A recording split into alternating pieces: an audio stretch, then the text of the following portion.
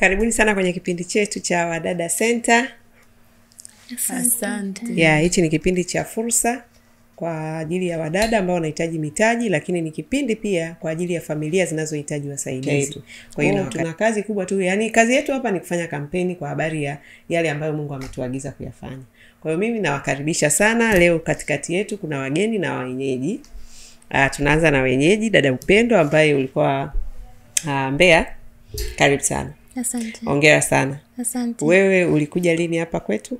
Nilikuja mwezi wa 10 tarehe 12. Wow. Wakati unakuja hapa ulikuwa una malengo gani? Wakati nilikuja hapa nilikuwa na malengo ya kufanya biashara. Okay. Lakini ulikuwa huna mtaji. Kwa hiyo ulituona wapi? Kuna kipeperushi fulani nilikipata. Okay. Nilipokipata nikakisoma, kisha baada hapo kuna namba zilikuwa zimeandikwa pale, nikapiga. Okay. Nilipopiga ndio nikaambiwa kwamba natakiwa nifike Wadada Center ambapo ni hapa Dar es Salaam. Sisi tuko Dar es Salaam. Wadada wanatoka mikoa mbalimbali, kama Upendo anasema alikuwa Moshi.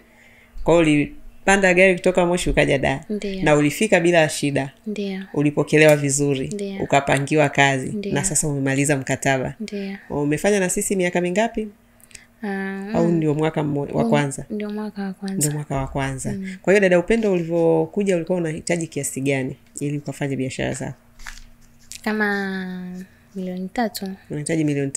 Ulipangiwa kazi kwa daraja gani? Tuna professional, smart, traditional. Mshahara kuna kipindi kile kulikuwa 100,000, 200,000, 300,000 mpaka 500. Kwa hiyo ulipangwa kwenye 100,000. Sasa hivi tumeboresha, tuna 150,000, tuna 300,000, tuna 500,000. Kwa hiyo kama unarudi kazini utarudi kwa 150,000 kwa sababu tumeboresha pia mishahara. Lakini pamoja na kuboresha mishahara tumeboresha pia kwenye upande wa utendaji kazi. Tumeanzisha mtaala ambao utawasaidia kuweza kwenda kupanda daraja. Kadiri unavyofanya kazi unakuwa na mwongozo unaokusaidia. Ukitoka traditional 150,000 utakwenda 300,000. Kutoka 300,000 utakwenda 500,000 kwa kutumia mwongozo wetu au mtaala wetu. Kwa sababu tumejua mabosi wanataka nini kwa ubora gani, na nyinyi sasa tunaanza kuwaelekeza. Kwa hiyo pia hiyo ni fursa kwako kama bado hujapata, kwa sababu kwa mwaka mmoja huwezi kuwa umepata 3 milioni. Na kwa hiyo una mpango gani sasa? Unaendelea na mkataba au mkataba naendelea nao? Okay. Lakini na safari leo ya kwenda nyumbani. Okay. Naanza leo. Unaenda kusalimia nyumbani?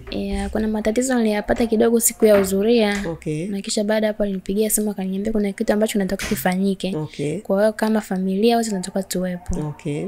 Kwa hiyo safari inaanza leo jioni saa 10. Kabisa. Haina shida.